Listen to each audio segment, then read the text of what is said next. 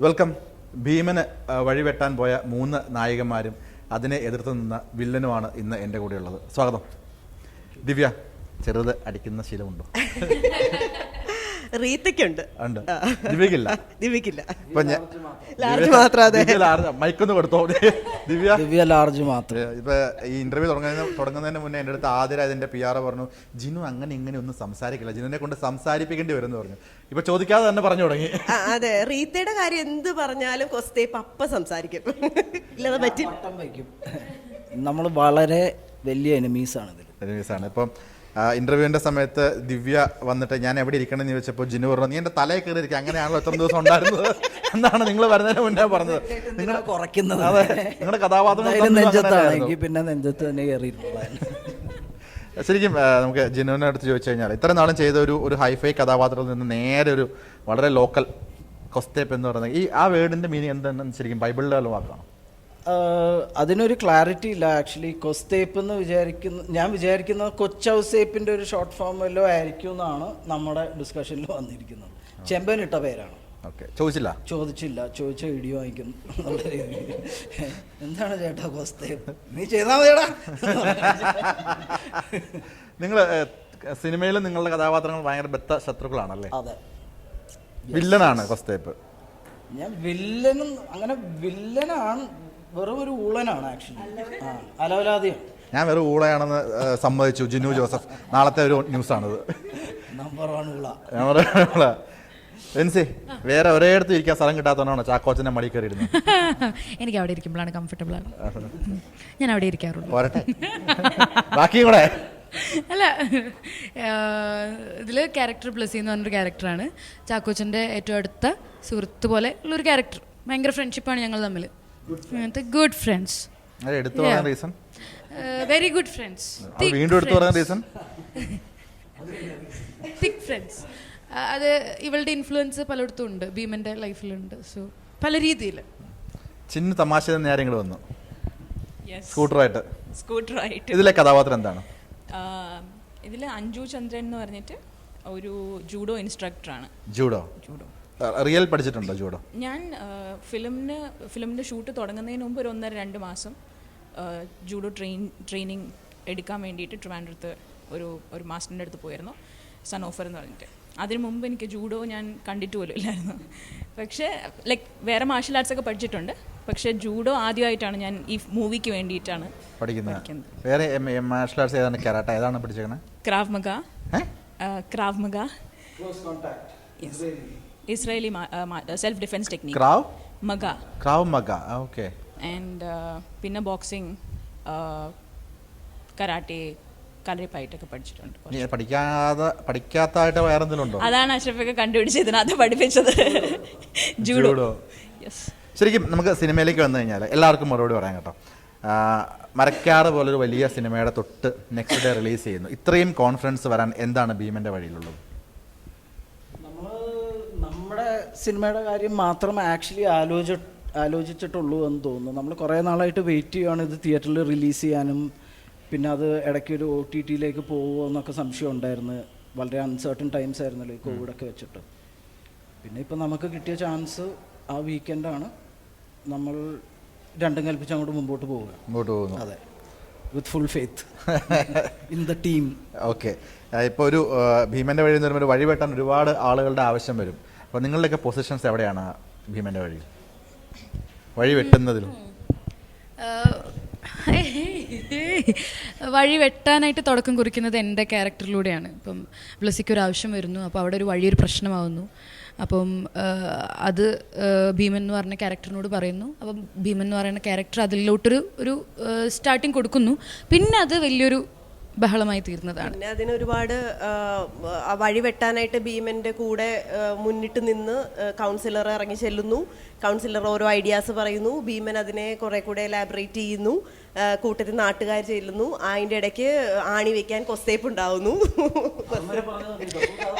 അതെ, ഏറ്റവും അവസാനം പ്രൊമോഷൻ വന്നു.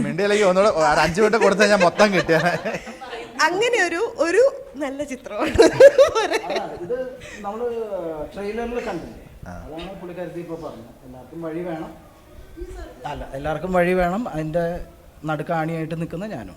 ഞാനാണ്. അതാണ് കഥയുടെ ഒരു ശരിക്കും ദിവ്യയുടെ ക്യാരക്ടർ ഭയങ്കര ബോൾഡാണ് അല്ലേ? ഇത് ശരിക്കും ചെമ്പന്റെ നാട്ടിൽ നടന്ന ഒരു സ്റ്റോറിയാണെന്ന് തോന്നുന്നു അല്ലേ? അതെ, ത്രെഡ് അതെ ഇൻസ്പയർഡ് ആണ്. അതെ, അങ്ങനത്തെ ഒരു വഴിപ്രശ്നം ഉണ്ടായിരുന്നതാണ് അവിടെ. ഈ പറഞ്ഞതിൽ 1-2 കഥാപാത്രങ്ങൾ ജീവനോടെ ഉണ്ട് താനും. അതായത് ജീവനോടെ എന്ന് വെച്ചാൽ അവരെ അങ്ങനെ തന്നെയല്ല, ഇതുപോലത്തെ കഥാപാത്രം കൗൺസിലർ എന്ന് പറഞ്ഞ ഒരു ലേഡി ഉണ്ട് അവിടെ. അപ്പം അങ്ങനെ ചില ക്യാരക്ടേഴ്സ് അവിടെ ഉള്ളതാണ്. അപ്പോൾ അത്തരത്തിലൊരു നാടൻ സിനിമയെ നമ്മൾ കണ്ട് പരിചയമുള്ള കുറേ ആൾക്കാരെ നമുക്കിതിൽ കാണാം. ചിന്നു മാർഷൽ ആർട്സ് ഒക്കെ പഠിച്ചിട്ടുണ്ടെന്ന് പറഞ്ഞാൽ അപ്പോൾ ശരിക്കും അതിർത്തി തർക്കത്തിൽ എന്തെങ്കിലും പെട്ടിട്ടുണ്ടോ? കുടുംബത്തിലോ അല്ലെങ്കിൽ സുഹൃത്തുക്കളുടെ അല്ലെങ്കിൽ നേരിട്ട് കണ്ടിട്ടുണ്ടോ? അത് പിന്നെ ആവശ്യത്തിൽ കൂടുതൽ നാട്ടിൻ പ്രദേശത്ത് വീടുള്ള ആർക്കും എല്ലാവർക്കും എപ്പോഴെങ്കിലും ഇടപെടേണ്ടി വന്നിട്ടുണ്ടോ? നിങ്ങൾ ആരെങ്കിലും, നിങ്ങൾ 4 പേരെടുത്തും ചോദ്യം. എനിക്ക് ഇതുപോലെ ഈ തൂമ്പയായിട്ടൊക്കെ പോകേണ്ട അവസ്ഥ വന്നിട്ടുണ്ടോ എപ്പോഴെങ്കിലും? ഇല്ല, ഇതുവരെ വന്നിട്ടില്ല ഭാഗ്യത്തിന്. അതിനാളെ വിട്ട് നമ്മളെ ഞാൻ ആളെ വിട്ട് ചെയ്യിക്കാറുള്ളത്. നമ്മളെന്തിനാ വെറുതെ അത് സിനിമ ചെയ്താൽ പോരെ. ഓക്കെ, നിങ്ങൾക്ക് ഇപ്പോൾ ചിന്നുവിൻ്റെ ക്യാരക്ടറിനെ കുറിച്ച് കുറച്ചുകൂടി ഒന്ന് പറഞ്ഞു കഴിഞ്ഞാൽ ചാക്കോച്ചനുമായിട്ടുള്ള എന്തെങ്കിലും റൊമാൻറ്റിക് സീൻസ് അങ്ങനെ എന്തെങ്കിലും ഉണ്ടോ? എന്താണ് ആ ചാക്കോച്ചൻ്റെ ക്യാരക്ടറുമായിട്ടുള്ളൊരു ബന്ധം? പറയാവുന്ന അത്രയും പറയാം, ബാക്കി ആവശ്യത്തിൽ കൂടുതൽ വിൻസിയും മേഘയൊക്കെ റൊമാൻറ്റിക് സീൻസ് ഒക്കെ ടീസറിലും ട്രെയിലറിലും ഒക്കെ ഉണ്ടല്ലോ. ബാക്കി പടം കണ്ടിട്ട് ആദ്യമായിട്ടായിരിക്കും ചാക്കോച്ചൻ ഇത്രയും വർഷത്തെ ഒരു കരിയറിൽ ചാക്കോച്ചൻ്റെ മുഖത്ത് കോഴി പോകുന്നൊരു ശബ്ദം ഇടുന്നത്. റൊമാൻറ്റിക് ഹീറോ എന്നൊക്കെ പറഞ്ഞിട്ട് കാണിക്കുമ്പോൾ കൊക്കറക്കോ എന്നൊരു ശബ്ദം ഉണ്ട്. ശരിക്കും അദ്ദേഹത്തിൻ്റെ ഒരു ക്യാരക്ടർ എന്താണ്? ഒരു വുമണൈസറാണ്. എന്താണ്? കോഴിയാണ്. അങ്ങനെ പറയാൻ പറ്റില്ല. കൈൻഡ് ഓഫ് പുള്ളിക്ക് എന്തോ സ്ത്രീകൾ ഇപ്പൊ ഒരാൾ എന്നെ വുമനൈസർ എന്ന് വിളിക്കുക എന്ന് വിചാരിച്ച, അപ്പൊ എന്നെ വുമനൈസർ എന്ന് വിളിക്കുക എന്ന് വെച്ചാൽ അതിന്റെ അർത്ഥം എന്ന് പറഞ്ഞാൽ എൻ്റെ കൂടെ താങ്കളുടെ കൂടെ ഉള്ളതിനേക്കാളും കൂടുതൽ പെണ്ണുങ്ങളുണ്ടെന്ന് മാത്രമേ ഉള്ളൂ. അല്ലെങ്കിൽ നേരെ തിരിച്ചാണെങ്കിൽ എനിക്ക് തന്നെ വുമനൈസർ എന്ന് വിളിക്കാൻ പറ്റും. ഞാൻ വല്ല പിച്ചക്കാരൻ തന്നെ വിളിക്കുള്ളൂ. അപ്പോൾ വുമനൈസർ എന്ന് പറയുന്നത് ആക്ച്വലി എല്ലാ പെണ്ണുങ്ങളും കൂടെ ഉണ്ടെന്ന് വെച്ചാൽ നല്ലൊരാളുടെ കൂടെ ഉണ്ടാവുള്ളൂ. ഒരു വൃത്തികെട്ടവന്റെ കൂടെ യൂഷ്വലി ഉണ്ടാവാറില്ല. കോഴിയാണെങ്കിലും നല്ലവനാണെന്നാണ് പറയുന്നത്. എന്തോ പുള്ളിക്ക് സ്ത്രീകളുടെ പ്രസൻസ് ഇഷ്ടമാണ്, അവരുടെ നോട്ടം ഇഷ്ടമാണ്, അവരോട് സംസാരിക്കാൻ ഇഷ്ടമാണ്, അവരോട് ഇഷ്ടമാണ്, പല രീതിയിൽ ഇഷ്ടമാണ്. അത്രേ ഉള്ളൂ. എല്ലാവർക്കും ഉള്ള വികാരങ്ങളും നമ്മൾ സാധാരണ ഇപ്പൊ ചാക്കോച്ചനെ എപ്പോഴും കണ്ടിരിക്കുന്നത് വളരെ ഒരു ക്ലീനർ ദൻ ക്ലീൻ ഇമേജാണ്. ഇതൊരു നോർമൽ ഇമേജാണ്, അത്രേ ഉള്ളൂ. അതാണ് ചാക്കോച്ചൻ്റെ പഴയ റോൾ വെച്ച് കമ്പയർ ചെയ്യുമ്പോൾ ഇങ്ങനെയാണെന്ന് മാത്രമേ ഉള്ളൂ. അല്ലാണ്ട് ഈ പറയുന്ന സ്ത്രീകൾക്കൊക്കെ പുള്ളിക്കാരൻ്റെ കൂടെ സ്പെൻഡ് ചെയ്യാനും അല്ലെങ്കിൽ ഈ ഭീമൻ്റെ കൂടെ സ്പെൻഡ് ചെയ്യാനും ഇഷ്ടമാണ്. പിന്നെ വുമണൈസർ എന്ന് പുള്ളിനെ മാത്രം കുറ്റപ്പെടുത്തിയിട്ട് വല്ല കാര്യമുണ്ട്? സ്ത്രീകളെയും കൂടെ കുറ്റപ്പെടുത്തണ്ട, അതൊരു നോർമൽ സാധനമാണ്. ഇത്രയും പോപ്പുലേഷൻ ഇല്ല ഇന്ത്യയിൽ, എല്ലാവരും വന്നല്ലോ. അതൊക്കെ പറഞ്ഞത്. ഓക്കെ, പണ്ടത്തെ റിയാലിറ്റി ഷോയിൽ ചാക്കോച്ചൻ്റെ കൂടെ സ്റ്റേജ് ഷെയർ ചെയ്യുമ്പോൾ ഞാൻ എവിടെയൊക്കെയോ കേട്ടിട്ടും വായിച്ചിട്ടൊക്കെ ഉണ്ട്, അന്ന് നിങ്ങൾ തന്നെ നല്ല ജോഡിയാണ് എന്ന് പറയുന്നത്. അന്നേരം പ്രതീക്ഷിച്ചിരുന്നു ഇങ്ങനെ ഒരു ഹീറോയിൻ ട്രാക്കിലേക്ക് വരുമെന്ന്? കുറച്ച് ഡിലേ ആയെന്ന് തോന്നുന്നല്ലേ? ആക്ച്വലി ചാക്കോച്ചൻ്റെ കൂടെ ഒരു മൂവി മുന്നേ ഉണ്ടായിരുന്നു, അത് പക്ഷേ ആയില്ല. അപ്പം പിന്നെ ഇതിൽ കൂടെ എൻട്രി ആയപ്പോൾ അടിപൊളി എന്ന് വെച്ചാൽ നല്ല രസത്തിൽ എന്ന് വെച്ചാൽ നമുക്ക് പുള്ളിയുടെ ഒപ്പം പിടിക്കാൻ പറ്റിയൊരു ട്രാക്കിനെ പിടിച്ചിരിക്കുന്നത്. അപ്പം അങ്ങനെ രസമായിട്ട് ചെയ്തു. ദിവ്യയുടെ ക്യാരക്ടർ ശരിക്കും റിയൽ ലൈഫിൽ ഇത്രയും ബോൾഡാണോ? ആണോ? അതെ, അത്യാവശ്യം ബോൾഡാണ്. ഞാൻ അങ്ങനെ പേടിച്ച് മാറുന്ന ഒരാളല്ല, കരഞ്ഞിരിക്കുന്ന ഒരാളല്ല. എന്ത് സിറ്റുവേഷൻ വന്നാലും നേരിടുന്ന ഒരാൾ തന്നെയാണ്, അല്ലേ? തീർച്ചയായും. ഒന്ന് കൊടുത്ത് എന്തൊക്കെ പറയണ്ട, ബാക്കിയായിട്ട് എന്തോ ഉണ്ട്. സത്യം സത്യം സത്യം. ജിനു ചേട്ടൻ്റെ ക്യാരക്ടർ ശരിക്കും റിയൽ ലൈഫ് ക്യാരക്ടറായിട്ട് എന്തെങ്കിലും സാമ്യമുണ്ടോ? പിന്നെ 100% ഞാൻ തന്നെ കൊസ്തേപ്പാണ് സത്യം പറഞ്ഞാൽ. പിന്നെ ബാക്കി സിനിമയിൽ ഇങ്ങനെ വലിയ സൂട്ടും കോട്ടൊക്കെ ഇടുന്നത് മാത്രമേ ഉള്ളൂ. അത് ഞാൻ ചോദിക്കുന്നത് ഏറ്റവും ഹൈഫൈ ആയിട്ട് നേരെ കൊസ്തേപ്പിലേക്ക് എത്തിക്കഴിയുമ്പോൾ ചെയ്യാൻ പാടുണ്ടായിരുന്നു. കാരണം മറ്റൊക്കെ വളരെ സിമ്പിളായിട്ട് ചേട്ടൻ ചെയ്യുന്നു. ചേട്ടൻ്റെ ഒരു റിയൽ ലൈഫുമായിട്ട് കണക്ട് ചെയ്തിട്ടുള്ള കഥാപാത്രങ്ങളാണെന്ന് തോന്നുന്നു. ആക്ച്വലി ജസ്റ്റ് ഇമേജ് വൈസ്, പക്ഷേ ഇത് എനിക്ക് തോന്നുന്ന ക്യാരക്ടർ വൈസ് ഇത് വളരെ എളുപ്പമായിരുന്നു സത്യം പറഞ്ഞാൽ. ലൈക്ക് ഇങ്ങനെ ഒച്ചയെടുക്കാനോ ബഹളം ഒന്നും വലിയ പ്രശ്നമൊന്നും ഇല്ലാത്ത കാര്യമായിരുന്നു എന്ന് എനിക്ക് തോന്നി. പിന്നെ എല്ലാവരുടെയും സപ്പോർട്ടും അഡ്വൈസും ഒക്കെ ഉള്ള സ്ഥിതിക്ക് നല്ല രീതിയിലാണ്. ആകെ ഒരു ലുങ്കിയുണ്ട്, വേറെ ഒന്നും നോക്കാനില്ല. ഞാൻ ചുളുങ്ങിയിട്ടുണ്ടോ അവിടെ വളർത്തി നീട്ടി അങ്ങനത്തെ ഒരു പ്രശ്നമില്ലല്ലോ. ഇത് ഒരു മിനി സ്കർട്ടുമായിട്ട് ഒരു ലുങ്കിയിൽ നിന്ന് ഇറക്കി വിട്ടാണ് എന്നെ. അഴിഞ്ഞാടാൻ വിട്ടേക്കാണ്. വേറൊന്നും നോക്കാനില്ല. വേറൊന്നും നോക്കാറുമില്ല. നത്തിങ്. എന്തൊക്കെ കുറച്ചുകൂടെ പറയൂ, വിശദീകരിക്കൂ.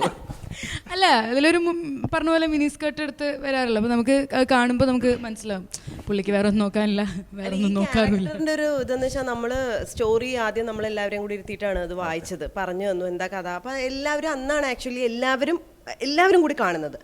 അപ്പോൾ നമുക്കാർക്കും അറിയില്ല ഇന്നയാൾ ഇന്ന ക്യാരക്ടറാ ചെയ്യുന്നത്, അങ്ങനെയൊന്നും അറിയില്ലായിരുന്നു.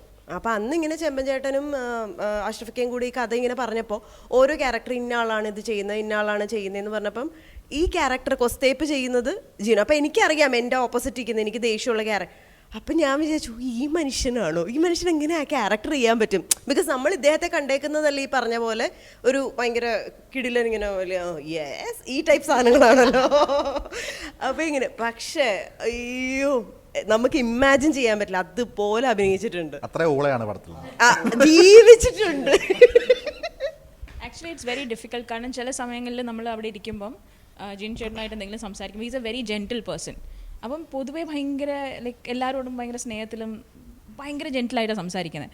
അത് കഴിഞ്ഞിട്ട് ആക്ഷൻ പറയുമ്പോൾ അവിടെ കിടന്ന് കാണിക്കുന്ന കോപ്രായങ്ങൾക്ക് and then you can like literally ആ ഒരു ഷിഫ്റ്റ് ഓഫ് പെർസോണ നമുക്ക് അറിയാൻ പറ്റും. ഒരു ദിവസം നമ്മുടെ ഒരു ദിവസത്തെ സീനിൽ എല്ലാവരും ഉള്ളൊരു സീനാണ്. അപ്പോഴത്തേക്കിന് ജിനിച്ചോട്ടം പോയിട്ട് പ്രൊഡക്ഷൻ എടുത്ത് പറഞ്ഞ് എനിക്ക് കുറച്ച് ഡിയോ വാങ്ങിക്കൊണ്ടുവരുമോ, കാരണം കൊസ്തേപ്പ് ഞാൻ ഫുൾ നാച്ചുറലായിട്ട് കൊസ്തേപ്പായിട്ട് നിൽക്കുകയാണെന്ന് പറഞ്ഞ് ഡിയോ ഒക്കെ അല്ല നമുക്ക് അറിയാവുന്നിടത്തോളം ഇദ്ദേഹത്തിൻ്റെ ക്യാരക്ടറേ അല്ല കൊസ്തേപ്പ്. ഇപ്പം ചിന്നു പറഞ്ഞതുപോലെ ഇങ്ങനെ ഒരാളേ അല്ല ജിനു. അപ്പോൾ ഭയങ്കര ഡിഫറെൻ്റ് ആയിട്ടാണ് ഈ ക്യാരക്ടർ ചെയ്തേക്കുന്നത്. ശരിക്കും ട്രെയിലർ കാണുമ്പോൾ എല്ലാ ഫ്രെയിമിലും ഒരുപാട് ആളുകൾ നിൽക്കുന്നുണ്ട്. അപ്പം ഒരുപാട് ക്രൂ ഉണ്ട് ശരിക്കും എല്ലാ ഫ്രെയിമിലും. അപ്പം നിങ്ങളുടെയൊക്കെ ആ ഷൂട്ടിംഗ് എക്സ്പീരിയൻസ് എങ്ങനെ ഉണ്ടായിരുന്നു? എനിക്ക് തോന്നുന്നു നിങ്ങൾ ശരിക്കും പറഞ്ഞാൽ സ്ക്രീനിൽ 1-2 പേരുള്ളെങ്കിലും പുറകിൽ പലരും ഉണ്ടെന്ന് തോന്നുന്നു. ഒരുപാട് ആളുകളുള്ള ഒരു സിനിമയാണോ? നമ്മളെല്ലാവരും അവിടെ ഉണ്ടായിരുന്നു, എല്ലാവരും ലൊക്കേഷനിലുണ്ടായിരുന്നു, എല്ലാവരും മോണിറ്ററിന്റെ പുറകിലുണ്ടായിരുന്നു. അഷ്റഫിക്കൊന്നും ഇരിക്കാൻ സ്ഥലമില്ലായിരുന്നു, ഞങ്ങളൊക്കെ തട്ടിക്കേറിയിരുന്നു. നമ്മളെല്ലാം മറ്റുള്ളവർ പെർഫോം ചെയ്യുമ്പോൾ നമ്മളിരുന്ന് കാണുകയും നമ്മൾ വിലയിരുത്തുകയും എല്ലാവരും അങ്ങനെ ആയിരുന്നു. അതുകൊണ്ട് എല്ലാവരും ഇവിടെ ഉണ്ടായിരുന്നു, എല്ലാവരും ഭയങ്കര അടിപൊളിയായിരുന്നു മൊത്തത്തിൽ അല്ലേ? അതെ. എന്നിട്ട് പിന്നെ ഈ സെറ്റിൻ്റെ ഒരു ഗുണം എന്ന് പറഞ്ഞാൽ ആർക്കും ഒരു ഒപ്പീനിയൻ ഉണ്ടെങ്കിൽ പറയാം. ഓക്കെ, അത് കേൾക്കുകയും ചെയ്യും. അഷ്റഫ് ചെമ്പനും കേൾക്കും, നല്ലതാണെങ്കിൽ എടുക്കും, അല്ലെങ്കിൽ പോയി പണി നോക്കാൻ പറയും, ചീത്തയും പറയും, സമയം കളഞ്ഞ് അതിനൊരു ഡോസും കിട്ടും. പക്ഷെ ആര് പറഞ്ഞാലും ഞാൻ പറയണ വെറുതെ നമ്മുടെ ഗ്രിപ്പോ ഗ്യാഫർ ആര് വന്നൊരു സജഷൻ പറഞ്ഞാലും 100% അവർ എടുത്ത് കേട്ട് എന്നിട്ടേ പ്രൊസീഡ് ചെയ്യും. അങ്ങനത്തെ ഒരു വളരെ ഓപ്പൺ മൈൻഡഡ് വെരി കംഫർട്ടബിൾ സെറ്റായിരുന്നു ആക്ച്വലി. അങ്ങനെ പറഞ്ഞ എന്തെങ്കിലും ഒരു സജഷൻ അല്ലെങ്കിൽ മാറ്റി എന്തെങ്കിലും ഒരു സീൻ അത് സിനിമയിൽ കാണണം. അത് സിനിമ അല്ലെങ്കിൽ അത് കാണാൻ ഞാൻ 4-5 എണ്ണം പറയായിരുന്നു, ഇഷ്ടംമാതിരി പറയായിരുന്നു. അങ്ങനെ പറഞ്ഞിട്ട് ചീത്ത കേട്ട എന്തെങ്കിലും സംഭവം പറയാൻ പറ്റും? ഓ അതും കേട്ടിട്ടുണ്ട്. അത് മിനിറ്റിന് കേൾക്കുമല്ലോ. നമ്മളിപ്പോൾ സജഷൻ പറയാന്നുള്ള ഒരു ഫ്രീഡം ആയ സ്ഥിതിക്ക് എല്ലാവരും വന്ന് സജഷൻ പറഞ്ഞുകൊണ്ടിരിക്കും. ഇല്ലട്ടോ, ഞാൻ പറഞ്ഞത് തമാശ. ഏറ്റവും കൂടുതൽ ടേക്ക് പോയ ഇപ്പോൾ ചാക്കോച്ചനുമായിട്ട് റൊമാൻറ്റിക് സീൻസ് ഉള്ളത് വിൻസിക്കാണ്. ഏറ്റവും കൂടുതൽ റീടേക്ക് പോയ അല്ലെങ്കിൽ അഭിനയിക്കാൻ പാടുവന്ന ഒരു ഷോട്ട് ഏതായിരുന്നു? 28 മനഃപൂർവ്വം തെറ്റിച്ചു മടി കയറിക്കണായിരുന്നു. അതെ, അതായിരുന്നു എൻ്റെ ഫസ്റ്റ് സീൻ. പൂജയുടെ അന്ന് എടുത്ത സീനായിരുന്നു അത്. അതിലോട്ട് തന്നെ ഞങ്ങൾ ആദ്യം പ്രവേശിച്ചു. അതൊരു 21-28 അത് അത്ര വരെ പോയിട്ടുണ്ട്.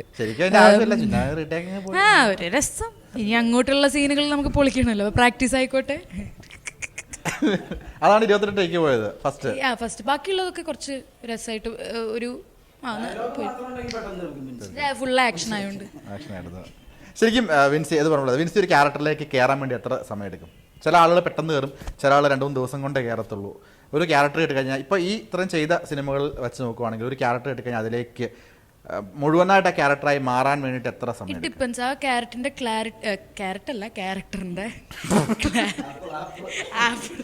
ക്യാരറ്റിന്റെ ക്ലാരിറ്റി പോലെ ഇരിക്കുന്നത്. ആ ക്യാരക്ടറിന്റെ ക്ലാരിറ്റി എനിക്ക് എപ്പോൾ കിട്ടുന്നു അവിടം വരെ സ്ട്രഗിൾ ആയിരിക്കും. ടൈമില്ല. It depends. ചിലപ്പോൾ പെട്ടെന്ന് കിട്ടും, ഇന്നതാണ് ക്യാരക്ടറിന് പെട്ടെന്ന് ക്ലാരിറ്റി കിട്ടും. ഇല്ല, ചിലത് കിട്ടില്ല. അപ്പോൾ കിട്ടുന്ന വരെ ഒരു സ്ട്രഗ്ലിംഗ് പോയിന്റ് ആയിരിക്കും. കിട്ടിക്കഴിഞ്ഞാൽ പിന്നെ ഈസി ആയിരിക്കും. ചേട്ടാ, ഇത്രയും അതായത് ഒരു ജിൻജോൻ്റെ ഒരു ക്യാരിയർ നോക്കി കഴിഞ്ഞാൽ ഒരു സൗഹൃദ വലയത്തിൽ നിന്ന് മാത്രം സിനിമ ചെയ്യുന്ന വ്യക്തി എന്ന് തോന്നിയിട്ടുണ്ട്. ഒരു എല്ലാ സിനിമകളിലും ഇല്ല, എന്നാൽ ഒരു പർട്ടിക്കുലർ ചില ഡയറക്ടേഴ്സിൻ്റെ സിനിമകളിൽ മാത്രം ജിൻജോനെ കൂടുതലായിട്ട് കാണുന്നത്. എന്തുകൊണ്ടാണ് അങ്ങനെ? കുറച്ചൊരു കംഫർട്ടബിൾ ആയിട്ടുള്ള ഒരു പറഞ്ഞ തന്നെ സൗഹൃദം തന്നെ. പിന്നെ ഏറ്റവും ഇമ്പോർട്ടൻ്റ് എന്ന് പറഞ്ഞാൽ അവർ മാത്രം റോള് തരുന്നുള്ളൂ. വേറെ വല്ലവരും തന്നാൽ വേറെ റോള് ഞാനും ചെയ്യും. വളരെ ജെന്യുവൻ ആയിട്ടുള്ള ഒരു മറുപടി. ചിന്നു, തമാശയ്ക്ക് ശേഷം അഭിനയിക്കുന്ന സിനിമയാണ് ആണല്ലേ ഇത്? ഈ ഗ്യാപ്പിൽ എന്ത് ചെയ്യായിരുന്നു? വർക്ക് ചെയ്യുന്നുണ്ടായിരുന്നു. പിന്നെ ബോംബെയിലാണ് സെറ്റിൽ ചെയ്തത്? ബോംബെയിലാണ്. ഓക്കെ. ഇതിലേക്ക് എത്തിയത് എങ്ങനെയാണ്? ഇതിലെ ക്യാരക്ടറിലേക്ക് അഷ്റഫിക്ക് തന്നെയാണ് വിളിച്ചത്, ഇങ്ങനെ ഒരു മൂവി ഉണ്ട്, അത് ഡിസംബറിൽ ഷൂട്ട് തുടങ്ങുന്നുണ്ട്, ഇതാണ് ക്യാരക്ടർ, ചെയ്യുന്നുണ്ടല്ലേ എന്ന് ചോദിച്ചു. ഞാൻ ഓക്കെ പറഞ്ഞു. അങ്ങനെ ആണ് ഈ മൂവിയിലേക്ക് വന്നത്. ശരിക്കും മലപ്പുറമാണോ ഷൂട്ട്? എവിടെയായിരുന്നു എൻ്റെ? മലപ്പുറമാണ്. കുറ്റിപ്പുറം പേരശ്ശന്നൂർ. പേരശ്ശന്നൂർ. ഓക്കെ. എങ്ങനെയുണ്ടായിരുന്നു ആ ഒരു കോവിഡ് സമയത്ത് ഷൂട്ട് ചെയ്ത സിനിമയല്ലേ ശരിക്കും ഇത്? അപ്പോൾ ഷൂട്ട് ചെയ്യാൻ എത്രത്തോളം പാടോ അങ്ങനെ എന്തെങ്കിലും ഉണ്ടായിരുന്നോ? കാരണം ഇത്രയും ക്രൗഡും വരുന്നുണ്ട്. അല്ല, ആക്ച്വലി ക്രൗഡ് ആ നാട്ടുകാർ തന്നെയായിരുന്നു, വേറെ പുറത്തൊന്നും അങ്ങനെ ആരും ഉണ്ടായിരുന്നില്ല. നാട്ടുകാർ അത് വളരെ അകത്തോട്ട് കയറിയ ഒരു ഗ്രാമമായിരുന്നു, അതുകൊണ്ട് തന്നെ ആ നാട്ടിലുള്ള ആൾക്കാരൊക്കെ തന്നെ ഉണ്ടായിരുന്നുള്ളൂ. പിന്നെ നമ്മളൊക്കെ തന്നെയാണ് അവിടെയുള്ള, പിന്നെ നമ്മളായി നാട്ടുകാർ. അതുകൊണ്ട് ഒരു ബുദ്ധിമുട്ടുണ്ടായിരുന്നില്ല. അവിടുത്തെ ആൾക്കാർ ഭയങ്കര കോപ്പറേറ്റീവ് ആയിരുന്നു. എല്ലാവരും നമ്മൾ ഫ്രെയിമാണ്, ഫീൽഡാണ് എന്നൊക്കെ പറഞ്ഞാൽ അവിടുന്ന് മാറി നിൽക്കാനും, അതുപോലെ മിണ്ടല്ലേ എന്നൊക്കെ പറഞ്ഞാൽ മിണ്ടാതിരിക്കാനും എല്ലാവരും അത്ര ഭയങ്കര കോപ്പറേറ്റീവ് ആയിരുന്നു അവിടെയുള്ള എല്ലാവരും. പിന്നെ ഭയങ്കരമായിട്ടും ഹെൽപ്പ് ചെയ്ത്, അതെ, ഭയങ്കരമായിട്ട് ഹെൽപ്പ് ചെയ്ത ഒരു കൗൺസിലർ ഉണ്ട് അവിടെ. അതെ, ഒരു കൗൺസിലർ, അവിടുത്തെ കൗൺസിലർ ചേച്ചിയുണ്ട്. പിന്നെ ഞങ്ങള് പെൺകുട്ടികളും എല്ലാ പെണ്ണുങ്ങളും എല്ലാവരും കൂടി ഇരുന്ന ഒരു വീടുണ്ട് തൊട്ടടുത്ത് തന്നെ, ഒരു ചേച്ചിയുടെ വീട്. നമ്മൾ കാരവനും യൂസ് ചെയ്യും, ആ വീട്ടിലും പോകുമായിരുന്നു. അപ്പം അത്രയും നമ്മളെയൊക്കെ അവരുടെ വീട്ടിലൊരാളായിട്ട് തന്നെ നോക്കി, അങ്ങനത്തെ ഒരു ഇടപെടലായിരുന്നു അവിടെയുള്ള എല്ലാ ആൾക്കാരും. ശരിക്കും സിനിമയിൽ എനിക്ക് തോന്നുന്നു 5 മെയിൻ കഥാപാത്രം ചെയ്യുന്ന നിങ്ങൾ 3 പേരല്ലാതെ മറ്റ് 2 ഫീമെയിൽ ക്യാരക്ടേഴ്സ് കൂടെ ഉണ്ട്. എന്താണ് അവരുടെ ഒരു ക്യാരക്ടറിൻ്റെ ഇമ്പോർട്ടൻസ് എന്താണ് ശരിക്കും സിനിമയിൽ? ആ നേരത്തെ പറഞ്ഞ കോഴിത്തരത്തിന് കണക്ട് ചെയ്ത് വരുന്ന കഥാപാത്രങ്ങളാണോ അതെയോ? ഇതിൽ ഇനി നമ്മളെ കൂടാതെ ജീവ, മേഘ 2 പേരുണ്ട്. ഇത് കൈൻഡ് ഓഫ് ഒരു വഴിയുടെ പ്രശ്നങ്ങൾ ഒരു റൂട്ടിലൂടെ പോകുന്നു. ഭീമന് വേറെ റൂട്ട് വരുന്നുണ്ട്. ഇറ്റ്സ് ലൈക്ക് പ്രണയം അല്ലെങ്കിൽ ആ കൈൻഡ് ഓഫ് സംഭവത്ത് റൊമാൻസ് അവിടെ വരുന്നുണ്ട്. അപ്പോൾ അതിൽ വരുന്ന ഒരാളാണ്, അല്ലെങ്കിൽ ഈ വഴിയുമായി ബന്ധപ്പെട്ട് വരുന്ന ഒരാളാണ് മേഘയുടെ ക്യാരക്ടർ. ഒരു കർണാടകയിൽ നിന്ന് വന്ന കുട്ടിയാണ് മേഘ. പിന്നെ ജീവയുടെ ക്യാരക്ടർ എന്ന് പറയുമ്പോൾ ചെമ്പൻ്റെ പേരായിട്ട് വരുന്നത്. ചെമ്പനൊരു ഇഷ്ടമുണ്ട് ഒരു കുട്ടിയോട്, അതാണ് ജീവയുടെ ക്യാരക്ടർ. ചെമ്പൻ്റെ കാര്യം പറഞ്ഞപ്പോൾ അദ്ദേഹത്തിൻ്റെ 2ാമത്തെ തിരക്കഥയാണ്, അദ്ദേഹം തന്നെ നിർമ്മിക്കുന്ന സിനിമയാണ്. അദ്ദേഹം അഭിനയിക്കുന്നുണ്ട്. അപ്പം പ്രൊഡ്യൂസർ ചെമ്പൻ വിനോദ്, റൈറ്റർ ചെമ്പൻ വിനോദ്, നടൻ ചെമ്പൻ വിനോദ്, ഏതാണ് കുറച്ചുകൂടെ ഹാൻഡിൽ ചെയ്യാൻ ഈസി? ഇതൊന്നും അല്ല ചെമ്മൻ വിനോദ്. ഇപ്പൊ ചെമ്മൻ ചേട്ടൻ, ഇപ്പം ജിനുവിനൊക്കെ ചെമ്മൻ ചേട്ടനെ നേരത്തെ അറിയാം. ഞാൻ 2-3 സിനിമകൾ ഒരുമിച്ച് അഭിനയിച്ചിട്ടുണ്ടെങ്കിലും നമുക്ക് നേരിട്ട് ചെന്ന് ഇടപഴകാൻ ബുദ്ധിമുട്ടുള്ള ഒരു വ്യക്തിയായിരുന്നു ചെമ്മൻ ചേട്ടൻ. കാരണം പുള്ളിയുടെ ഫിസിക്കും പുള്ളിയുടെ സൗണ്ടും നമുക്ക് അങ്ങനെ ഹേയ് ചേട്ടാ എന്ന് പറഞ്ഞ് ചെല്ലാനായിട്ട് ഒരു ഇച്ചിരി. പക്ഷേ നമ്മളെ പരിചയപ്പെട്ട് കഴിഞ്ഞപ്പം ഇത്രയും നല്ല ഒരു പഞ്ഞി പോലത്തെ ഒരു മനുഷ്യൻ വേറെ ഇല്ല. അത്രയും നല്ല സ്വീറ്റ് അല്ല, ഇതല്ല, ഇതങ്ങനെയല്ല, ഇത് ജെന്റിൽമാൻ എന്നാ പറഞ്ഞത്, ഇത് പഞ്ഞി പോലത്തെ അല്ല. ചെമ്മൻ ചേട്ടൻ ഈ പറഞ്ഞ ഒരു തൂവലുകളും ഇല്ലാതെയാണ് ലൊക്കേഷനിൽ അല്ലെ ആളുകളോട് ഇടപഴകുന്നത്. അതായത് ഞാൻ സ്ക്രിപ്റ്റ് റൈറ്ററാണ്, അല്ലെങ്കിൽ ഞാനാണ് പൈസ മുടക്കുന്നത്, നിങ്ങൾ ഇങ്ങനെ തന്നെ അഭിനയിക്കുക, അങ്ങനെയൊന്നുമില്ല. He's A very very sweet gentleman. അവിടെ ഒരു കയ്യും കാലം കാണിക്കണ്ട. അല്ല, ഞാൻ ആ തൂവൽ എന്നൊക്കെ കേട്ടപ്പം ആ ലിറ്ററേച്ചർ ഒന്ന് കുറച്ച് നന്നായിട്ട് ഞാൻ മനസ്സിൽ കൂടെ പോയതന്നെ. അപ്പൊ ചെമ്പന്റെ ക്യാരക്ടറും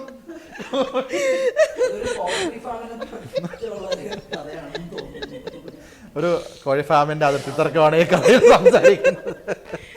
ഓക്കെ, വിൻസി, ചിന്നു, നിങ്ങൾ ഈ സിനിമ കഴിഞ്ഞ് വീട്ടിൽ ഷൂട്ട് കഴിഞ്ഞ് പോയപ്പോൾ കൊണ്ടുപോയ ഏറ്റവും സ്വീറ്റ് മെമ്മറി എന്തായിരിക്കും? ഞാൻ ആക്ച്വലി അവിടെ സ്റ്റേ ഉണ്ടായിരുന്നില്ല.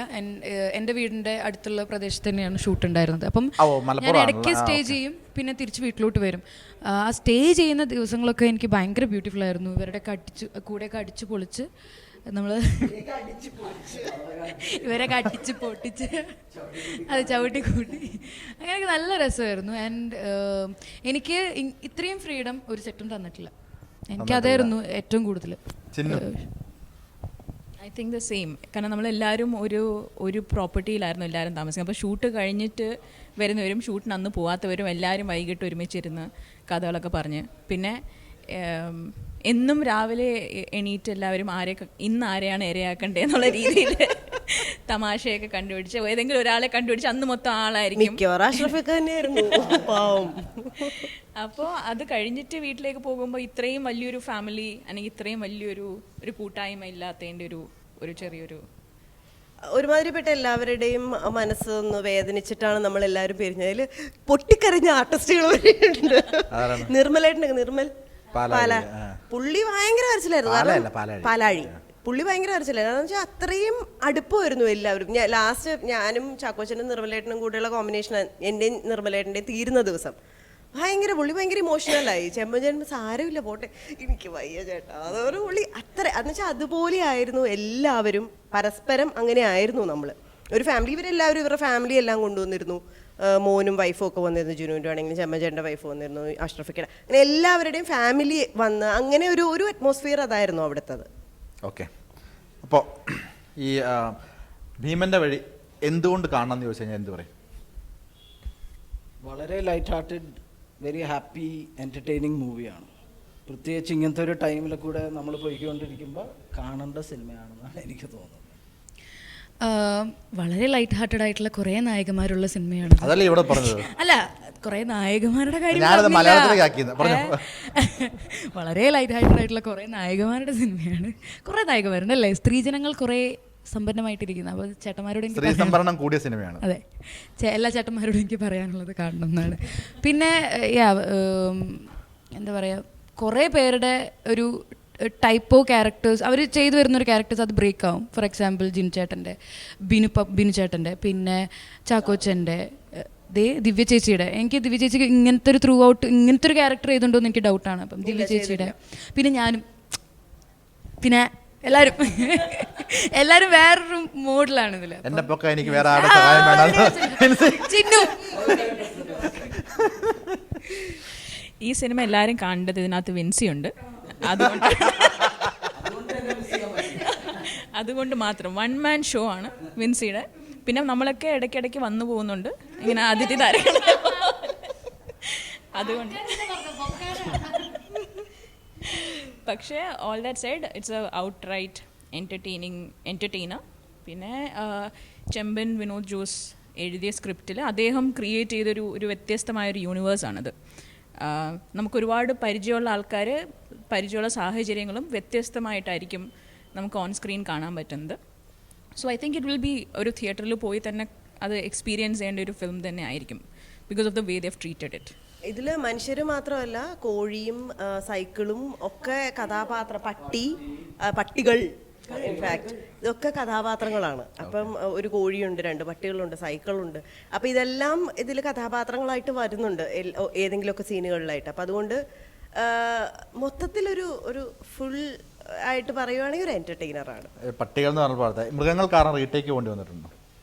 മൃഗങ്ങളൊക്കെ നന്നായിട്ട് അഭിനയിച്ചു. നമ്മളൊക്കെ പ്രശ്നക്കാര്. അവര് അടിപൊളിയായിരുന്നു. മൃഗങ്ങൾ. ഓക്കെ.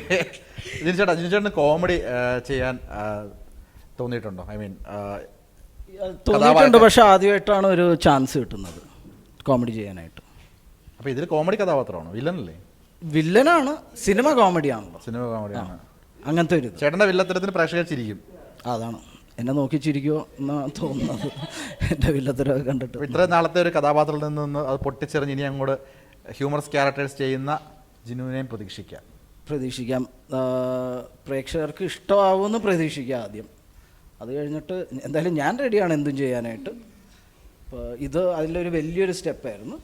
പിന്നെ നോക്കാം എങ്ങനെയുണ്ടെന്ന്. ജിനുചേട്ടൻ സംസാരിക്കില്ല എന്ന് ഇന്റർവ്യൂവിന്റെ തുടക്കത്തിൽ പറഞ്ഞ ആദ്യം എനിക്ക് ഇന്റർവ്യൂ കഴിയുമ്പോൾ ഒന്ന് കാണണം. അത് എന്തുകൊണ്ടാ ചുറ്റിരിക്കുന്നത്? ആരാ അത് ഓർമ്മിപ്പിച്ച് നന്നായി. ജിനുചേട്ടനെ ഞാൻ ആദ്യം ഇവിടെ ഇരിക്കാൻ പറഞ്ഞു. അന്നേരം ജിനുചേട്ടൻ പറഞ്ഞു 3 പെണ്ണുങ്ങൾ എനിക്കൊന്നും സംസാരിക്കാൻ കിട്ടൂല. എന്നിട്ടാണ് നടുക്കിരുത്തിയത്. എനർജി കിട്ടുന്നില്ലേ? ഇനി വേണമെങ്കിൽ ഈ എനർജി എപ്പോഴും ഉള്ള കാര്യമാണല്ലേ. കഴിഞ്ഞ എന്റെ ഇന്റർവ്യൂ വന്നപ്പം ചേട്ടാ എന്റെ പവർ ചേട്ടന് കിട്ടുന്നുണ്ട്. ഞാൻ പറഞ്ഞു ഇല്ല. അപ്പൊ പിന്നെ കിട്ടിക്കോളുന്നു. പരിപാടിയാണല്ലോ. ഓക്കെ, അപ്പം പ്രേക്ഷകരോട് എന്താണ് പറയാനുള്ളത്? സിനിമ വരികയാണ്. സിനിമ വളരെ നല്ല സിനിമയാണെന്ന് 100% ഉറപ്പ് പറയാം. ഞങ്ങളതിൽ അഭിനയിച്ചത് കൊണ്ട് മാത്രമല്ല, അത് അങ്ങനത്തെ ഒരു സിനിമയാണ്. പിന്നെ ആ ടീം, മൊത്തത്തിലുള്ള ആ ടീം അത്രയും സ്ട്രോങ് ആണ്. ഡയറക്ഷൻ, ക്യാമറ, സ്ക്രിപ്റ്റ്, പ്രൊഡക്ഷൻ എല്ലാം. അപ്പം ഡെഫിനറ്റ്ലി പിന്നെ ആർട്ടിസ്റ്റുകളും ഞങ്ങളല്ലാതെ തന്നെ ഇതിലല്ലാത്ത ചാക്കോച്ചൻ ഉൾപ്പെടെയുള്ള, ചെമ്മൻചേട്ടൻ ഉൾപ്പെടെയുള്ള, ജിനു ഉൾപ്പെടെയുള്ള, ബിനു പപ്പു ഉൾപ്പെടെയുള്ള ആർട്ടിസ്റ്റുകളെയാണ് ഞാൻ പറയുന്നത്. എല്ലാവരും വളരെ നന്നായിട്ട് തന്നെ പെർഫോം ചെയ്തിട്ടുള്ള ഒരു പവർ പാക്ഡ് ഒരു മൂവിയാണ്. ഡെഫിനറ്റ്ലി കാണണം, ഇല്ലെങ്കിൽ വലിയൊരു നഷ്ടമായിരിക്കും ഇല്ലേ? ഞാൻ പറഞ്ഞല്ലോ, ലൈറ്റ് ഹാർട്ടഡ് എക്സെട്ര എക്സെട്ര. അല്ല, വളരെ ഒരു ഹാപ്പി സിനിമയായിരിക്കും. ഒരു നമ്മുടെ ഈ റിയാലിറ്റി എന്നൊക്കെ ഒന്ന് കുറച്ച് സമയം ഒന്ന് മാറി എന്നൊരു ചിൽ ഔട്ട് ചെയ്യാൻ പറ്റുന്ന ഒരു നല്ലൊരു സിനിമയായിരിക്കും എന്ന് എനിക്ക് തോന്നുന്നു.